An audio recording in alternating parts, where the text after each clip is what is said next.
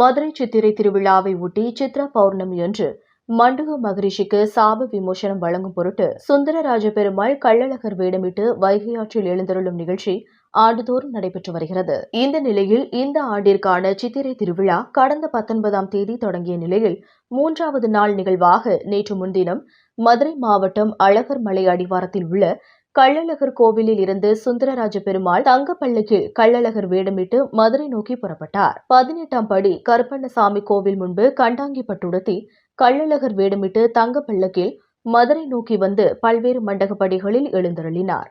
நேற்று அதிகாலை மதுரை நகருக்குள் வந்த கள்ளழகரை வரவேற்கும் வகையில் 3 மாவடியில் எதிர்சேவை நிகழ்ச்சி நடைபெற்றது. அதனைத் தொடர்ந்து புதூர், ஆத்திக்குளம், சொக்கிக்குளம், தல்லாக்குளம் உள்ளிட்ட பகுதிகளில் அமைக்கப்பட்டிருந்த மண்டகப்படிகளில் எழுந்தருளி பக்தர்களுக்கு அருள் பாலித்தார்.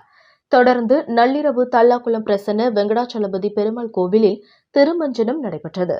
இதனைத் தொடர்ந்து ஆண்டாள் சூடி கொடுத்த மாலையை அணிந்து கொண்டு வெட்டிவேல் சப்பரத்திலும் அதன் பின்னர் 1000 பொன் சப்பரத்திலும் எழுந்தருளினார். இதனையடுத்து மதுரை தல்லாக்குளம் பகுதியில் உள்ள கருப்பண்ணசாமி கோவிலில் இருந்து தங்க குதிரையில் எழுந்தருளி வைகையாறு நோக்கி புறப்பட்ட கள்ளழகரை வரவேற்கும் வகையில் கள்ளழகர் மற்றும் கருப்பண்ணசாமி வேடமிட்ட பக்தர்கள் தண்ணீரை பீச்சி அடித்தும் ஆடிப்பாடியும் உற்சாகமாக வரவேற்றனர்.